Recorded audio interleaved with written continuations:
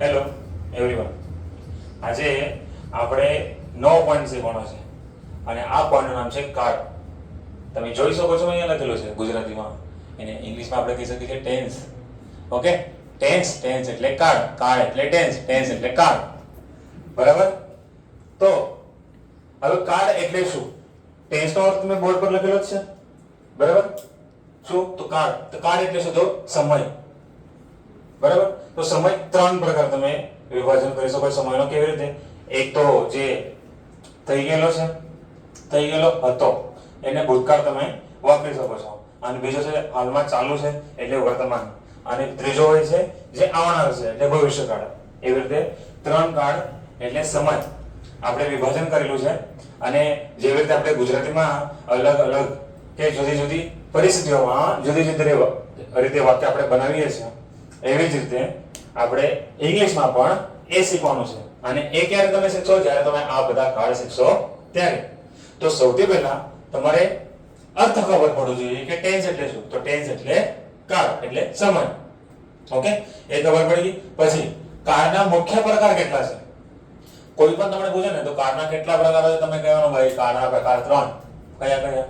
એક present tense એટલે વર્તમાન કાળ, બીજો પાસ્ટ ટેન્સ એટલે ભૂતકાળ, અને ત્રીજો ફ્યુચર ટેન્સ એટલે ભવિષ્યકાળ. ઓકે, આવી રીતે કાર્ડના કેટલા પ્રકારો છે? મુખ્ય પ્રકાર ત્રણ. ઓકે, અને આ દરેક કાર્ડના જે રીતે જો આ ત્રણ પ્રકારો છે અહીંયા લખેલા છે, 1 2 અને 3. એ વર્તમાન કાળ છે, બીજો ભૂતકાળ છે, પછી ભવિષ્યકાળ. ત્રણ કાળ છે. અને જેમાં દરેક કાળના એટલે આ જે ત્રણ કાળ છે ને એમાં દરેક એટલે વર્તમાનના 4 ઉપપ્રકાર પડે છે, પછી ભૂતકાળના પણ 4 ઉપપ્રકાર છે, અને પછી ભવિષ્યના પણ 4 ઉપપ્રકાર. એવી રીતે દરેક કાળના 4 ઉપપ્રકાર પડતા હોય, જેથી તમે ગણી શકો છો કે વર્તમાનના 4 કાળ, પછી ભૂતકાળના 4 કેટલા થઈ ગયા? 8. અને ભવિષ્યના 4 એટલે 8 અને 4 કેટલા થઈ ગયા? 12. તો કાળના કુલ પ્રકાર કેટલા છે? 12. કાળના મુખ્ય પ્રકાર કેટલા? 3. અને પેટા પ્રકાર કેટલા? એટલે કુલ પ્રકાર કેટલા? 12. ઓકે, તો આ જ્યારે તમે દરેક અલગ અલગ કાળમાં અલગ અલગ વાક્યો કેવી રીતે બનાવવાના તમે શીખી જશો, ત્યારે તમને જુદી જુદી પરિસ્થિતિમાં ઇંગ્લિશમાં કેવી રીતે વાક્ય બનાવવાનું એ પણ તમને લખતા કે બોલતા આવડશે. ઓકે, એના માટે તમારે દરેક કાળને વ્યવસ્થિત રીતે ભણવું પડશે. પણ આ પીરિયડમાં આપણે કરવાનું શું છે? તો આ પીરિયડમાં આપણે છે ને જે 12 કાળ છે, તો 12 કાળ કયા કયા છે અને એને કેવી રીતે યાદ રાખી શકાય છે તે આપણે શીખવાનું છે. ઓકે, તો તમે જોઈ શકો છો કે મેં અહીંયા છે ને 3 કાળ લખેલા છે, જેમાં પહેલામાં વર્તમાન કાળ લખેલું છે, જ્યાં એના 4 પેટા પ્રકાર આવે છે. અને જેમાં તમારે છે ને યાદ રાખવા માટે એટલું ઈઝી ટ્રીક છે જે તમે એકદમ આસાનીથી યાદ રાખી શકો છો. જેમાં તમારે 3 શબ્દો યાદ રાખવાના છે. કેટલા? 3 શબ્દો. કયા કયા? તો એક સાદો આ જે શબ્દ છે આ તમારે યાદ રાખવાનો છે. ઓકે, પછી બીજું છે ચાલુ, અને ત્રીજું છે પૂર્ણ. આ 3 શબ્દો તમારે યાદ રાખવાના છે. કયા કયા? સાદો, ચાલુ, પૂર્ણ. અને પછી આ બે જે શબ્દ છે અહીંયા ભેગા કરીને તમારે લખવાનું છે, એટલે ચાલુ અને પૂર્ણ બંને આવી જાય છે. ઓકે, આગળ તમારે ફક્ત ને ફક્ત 3 શબ્દ યાદ રાખવાના છે, કે સાદો, ચાલુ, પછી પૂર્ણ. બંને એક સાથે આવે કે ચાલુ, પૂર્ણ તમે બોલી શકો. એટલે આવી રીતે 4 પ્રકાર પડે છે: સાદો, ચાલુ, પૂર્ણ, ચાલુ, પૂર્ણ. અને તમારે દરેક કાળમાં આ જ શબ્દો યાદ રાખવાના છે. બીજા શબ્દો યાદ રાખવાની જરૂર નથી, કેમ કે એ ઓટોમેટિકલી તમને ખબર પડી જશે કે કયા શબ્દો તમારે વાપરવાના છે. ઓકે, તો એવી જ રીતે તમે જોઈ શકો છો કે વર્તમાનમાં જે શબ્દ મેં લખેલા છે એ જ રીતે ભૂતકાળમાં પણ મેં એ જ શબ્દ લખેલા છે, બીજા શબ્દો લખેલા નથી. જો અહીંયા પણ ભૂતકાળમાં સાદો, ચાલુ, પૂર્ણ, ચાલુ, પૂર્ણ લખેલા છે. પછી ભવિષ્યકાળમાં પણ સાદો, ચાલુ, પૂર્ણ, ચાલુ, પૂર્ણ શબ્દ લખેલા છે. નવા શબ્દો મેં લખેલા નથી. તમે જોઈ શકો છો અહીંયા. હવે યાદ રાખવાનું તો તમારે ખાલી આ 3 શબ્દો તમે બોલી શકો છો. યાદ રહેશે તમને? આ 4 શબ્દો યાદ રહેશે. 3 કયા કયા? સાદો, ચાલુ, પૂર્ણ, ચાલુ, પૂર્ણ. યાદ રહેશે ને? પાક્કું? દરેકમાં એ જ. આંખો બંધ કરો બધા અને બોલો ફરીથી એકવાર. સાદો ચાલુ પૂર્ણ ચાલુ પૂર્ણ. વેરી ગુડ, નાઇસ, બરાબર. તો આ તમારે યાદ રાખવાના છે, બીજા શબ્દો યાદ રાખવાની જરૂર નથી. હવે આ વર્તમાન કાળ છે એટલે આ જે ચાર પ્રકારો મેં લખેલા છે આ કોના ઉપર પ્રકાર છે ભાઈ? વર્તમાનના. તો વર્તમાનના છે તો તમારે વર્તમાન કાળ આ બે શબ્દો જ તમારે અહીંયા લખવાના છે, બીજા લખવાના નથી. આ ભૂતકાળના ચાર પ્રકાર છે એટલે ભૂતકાળ આ બે શબ્દો તમારે અહીંયા લખવાના છે, બીજા નથી. અને અહીંયા ભવિષ્યકાળ લખ્યું છે એટલે આ ભવિષ્યના ચાર પ્રકારો છે એટલે ભવિષ્યકાળ આ બે શબ્દો તમારે દરેકમાં લખવાનું છે, એટલે બીજું કંઈ લખવાનું નથી. જેવી રીતે સાદો આ વર્તમાનના છે ને પ્રકારો છે એટલે વર્તમાન તમારે અહીંયા લખવું પડશે. કેવી રીતે? સાદો વર્તમાન કાળ, ઓકે. પછી ચાલુ વર્તમાન કાળ, ઓકે. પછી પૂર્ણ વર્તમાન કાળ અને પછી ચાલુ પૂર્ણ વર્તમાન કાળ, બરાબર. એવી રીતે તમે જોઈ શકો છો કે વર્તમાનના ચાર પેટા પ્રકાર છે. કયા કયા? તો સાદો વર્તમાન કાળ, ચાલુ વર્તમાન કાળ, પૂર્ણ વર્તમાન કાળ અને ચાલુ પૂર્ણ વર્તમાન કાળ. વર્તમાન કાળ તમારે યાદ રાખવાની જરૂર પડશે નહીં. કેમ? કારણ કે ઉપર પ્રકાર તો કોના છે? વર્તમાનના છે. એટલે તમારે આ વર્તમાન કાળ શબ્દ યાદ રાખવાની જરૂર નથી. તમારે યાદ રાખવાનું છે સાદો, ચાલુ, પૂર્ણ, ચાલુ પૂર્ણ. બીજું તમારે યાદ રાખવાની જરૂર નથી. બહુ ઈઝી છે. હવે ભૂતકાળ. ભૂતકાળના પણ એવી જ રીતે તમારે આ જો આ શબ્દો પણ તમારે યાદ રાખવાની જરૂર નથી. કેમ? કારણ કે આ શબ્દો જ અહીંયા લખેલા છે, અહીંયા કે બીજા શબ્દો લખેલા નથી. આપણે જે ઉપર લખેલા હતા એ શબ્દ આપણે ભૂતકાળમાં લખેલા છે અને એ શબ્દ આપણે ભવિષ્યકાળમાં લખેલા છે, રાઈટ. હવે જો આપણે જોઈએ તો આ ભૂતકાળના પ્રકારો છે ને પેટા પ્રકાર, તો આપણે અહીંયા શું લખવું પડશે? ભૂતકાળ લખવું પડશે. એટલે શું થઈ જશે? સાદો ભૂતકાળ, પછી ચાલુ ભૂતકાળ, પછી પૂર્ણ ભૂતકાળ, પછી ચાલુ પૂર્ણ ભૂતકાળ. બહુ કન્ફ્યુઝ છે તમે. મેં કહું ત્યારે તમે બોલો છો, તમને આવડું છે, બહુ ઈઝી છે. ઓકે, વચ્ચે બોલતા રહો એટલે તમને ખબર પડશે. ભવિષ્યકાળ. હવે ભવિષ્યકાળના પણ ચાર પેટા પ્રકારો છે. જેવી રીતે આપણે ઉપર જોયું વર્તમાનના, ભૂતકાળના, એવી રીતે તમારે ભવિષ્યકાળના પણ ચાર ઉપપ્રકાર છે. તમે પેટા પ્રકાર પણ કહી શકો છો. જેમાં એવી જ રીતે તમારે ખાલી ભવિષ્યકાળ આ બે શબ્દ તમારે લખવાના છે. જેમ કે અહીંયા સાદો લખેલો છે તો શું આવશે આગળ? સાદો ભવિષ્ય કાળ, પછી ચાલુ ભવિષ્ય કાળ, પછી ભવિષ્ય કાળ, રાઈટ. અને ચાલુ પૂર્ણ ભવિષ્ય કાળ, ઓકે. તો એવી રીતે તમારે છે ને 12 પ્રકાર જે ગુજરાતીમાં મેં અહીંયા લખી દીધું છે તમારે યાદ રાખવાનું છે, ઓકે. અને નહીં સમજાતું હોય તો મને પૂછવાનું પણ છે, એવું કઈ વાંધો નથી, ઓકે. હવે આ તો મેં તમને લખાયું ગુજરાતીમાં.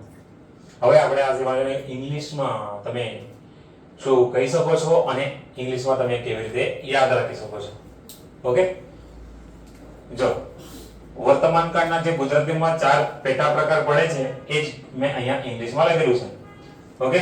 જેવી રીતે અહીંયા આપણે ટ્રીક આપણે શીખી કે જેમાં આપણે છે ને ચાર શબ્દો યાદ રાખવાના છે કે ત્રણ શબ્દો એકચ્યુઅલી કેવી રીતે કે ત્રણ શબ્દ આ છે, ઓકે. અને આ બંને શબ્દ અહીંયા ભેગા થાય છે એવી રીતે ચાર થાય છે.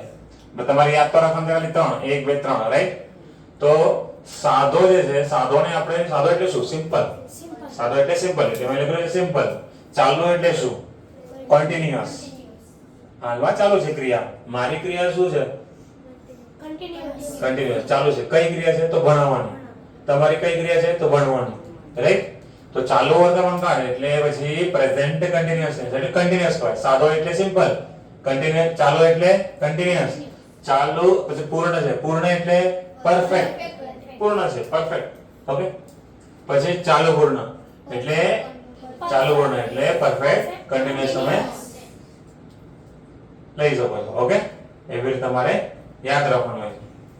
આ તમારે જો અહીંયા પણ 3 શબ્દ તમારે યાદ રાખવાના હતા અને અહીંયા પણ 3 1 2 અને 3 સિમ્પલ, કન્ટિન્યુઅસ, પરફેક્ટ અને પરફેક્ટ કન્ટિન્યુઅસ. એવી રીતે તમારે આ બંને શબ્દો અહીંયા ભેગા થાય છે. તો તમારે યાદ રાખવાના કેટલા છે? 3 શબ્દો 1 2 અને 3. સમજાયું? હવે જુઓ આગળ.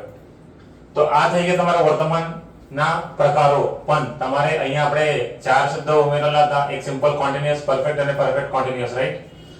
હવે તમારે જે રીતે આપણે અહીંયા ખાલી વર્તમાન કાળ આપણે ઉમેર્યું ને એવી રીતે તમારે અહીંયા ઇંગ્લિશમાં વર્તમાનને શું કહેવામાં આવે છે? અહીંયા લખેલું છે પ્રેઝન્ટ ટેન્સ. તમારે ખાલી પ્રેઝન્ટ ટેન્સ ને અહીંયા ઉમેરવાનું છે. જો પ્રેઝન્ટ ટેન્સ, પછી present tense, present tense, present tense. એટલે તમારો અહીંયા કેવી રીતે સિમ્પલ તો ઓલરેડી લખેલું હતું આપણે અહીંયા. તો simple present tense, present continuous tense, present perfect tense, present perfect continuous tense.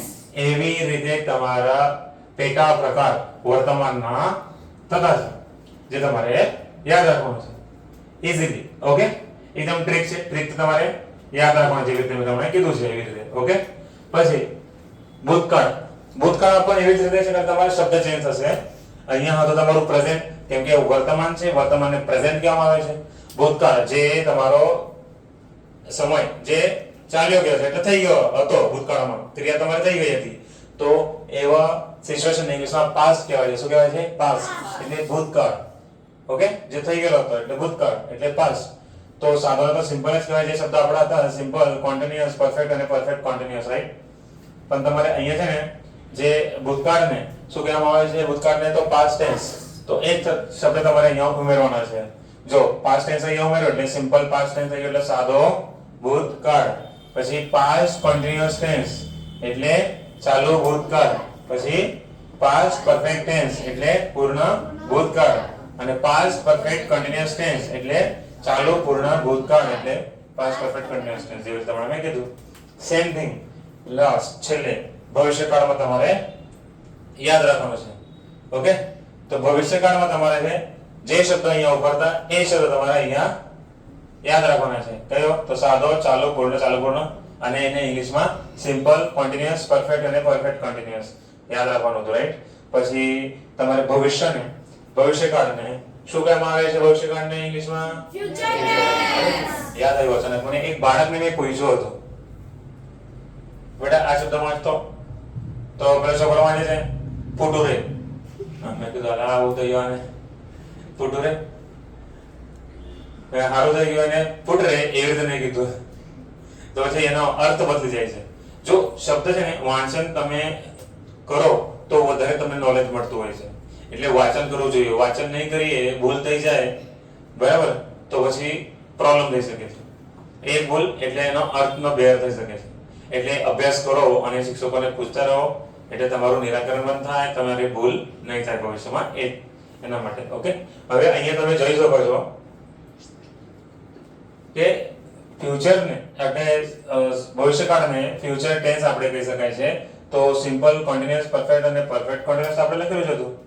તો સિમ્પલ ફ્યુચર ટેન્સ એટલે સિમ્પલ એટલે સાદો, ફ્યુચર એટલે ભવિષ્ય, ટેન્સ એટલે કાળ એટલે સાદો ભવિષ્યકાળ એટલે સિમ્પલ ફ્યુચર ટેન્સ. એવી જ રીતે ફ્યુચર કોન્ટિન્યુઅસ ટેન્સ એટલે શું? ચાલુ ભવિષ્યકાળ. ફ્યુચર પરફેક્ટ ટેન્સ એટલે શું? પૂર્ણ ભવિષ્યકાળ.